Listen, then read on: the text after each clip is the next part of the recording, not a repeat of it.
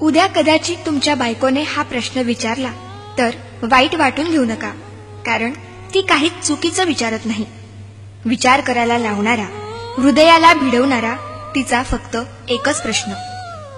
देह माझा हळद तुझ्या नावाची, हात माझा मेहंदी तुझ्या नावाची, भांग माझा सिंदूर तुझ्या नावाचा, माथा माझा बिंदिया तुझ्या नावाची, नाक माझे नथ तुझ्या नावाची, गळा माझा मंगळसूत्र तुझ्या नावाचे, मनगट माझे बांगड्या चुडा तुझ्या नावाचा, पाय माझे जोडवी तुझ्या नावाची, आणि हो, वडीलधाऱ्यांच्या पाया मी पडते आणि अखंड सौभाग्यवती भव आशीर्वाद मात्र तुला.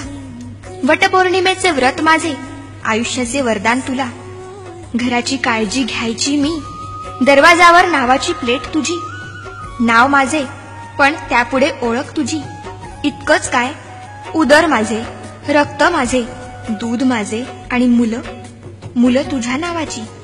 माझं सगळंच तर तुझ्या नावाचं. तक्रार नाही, प्लीज रागावूही नकोस. अत्यंत नम्रपणे एक प्रश्न विचारते. तुझ्याकडे काय आहे रे माझ्या नावाचं? आई बाबा मित्रमैत्रिणी सोडून आली तुझ्या घरी. तिचे मन सांभाळायची आता कोणाची जबाबदारी? अनोळख्या कुटुंबात इतकी ती एकरूप होते. स्वतःची काही आवड होती हेच मुळे विसरून जाते. अशा तुझ्या पत्नीसाठी थोडासा बदलशील का? तिच्या मनाचा थोडा तरी विचार करशील का? कधी सकाळी लवकर उठून चहा तिला नेऊन दे.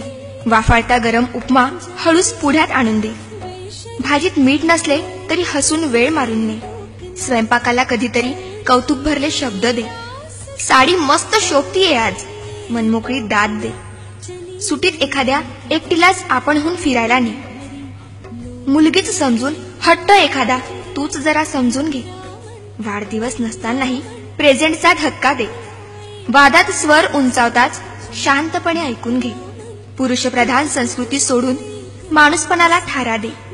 झोपताना थोपटून तिला आधाराची कुशी दे. जमलेच तर सुरात गुणगुणून स्वप्नांची मोकळीक दे. हातात हात घेतलास लग्नात, आता खरी साथ दे. नवरेपणा दूर टाकून विसावायला प्रेमळ खांदा दे. अशी काहीशी साथ दे, मित्रत्वाचा हात दे.